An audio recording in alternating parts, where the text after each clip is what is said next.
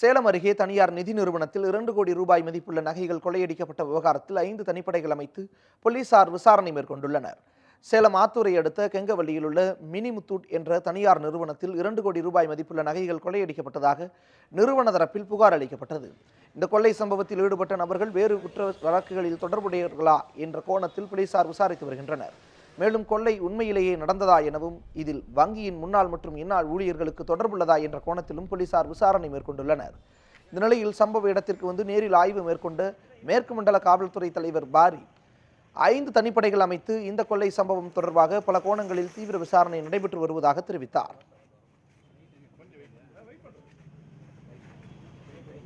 இந்த முத்தூட் ஃபைனான்ஸ் அதில் பின்னாடி ஜன்னல் வழியாக என்ட்ரி பண்ணியிருக்காங்க. மொத்தம் 694 பவுன் கொள்ள போயிருக்குது. இது சம்பந்தமாக போலீஸ் தனிப்படைகள் 5 தனிப்படைகள் அமைக்கப்பட்டிருக்கின்றன. இது முழுவீச்சில் புலன் விசாரணை நடந்து கொண்டிருக்கிறது. விரைவில் குற்றவாளிகள் கைது செய்யப்படுவார்கள்.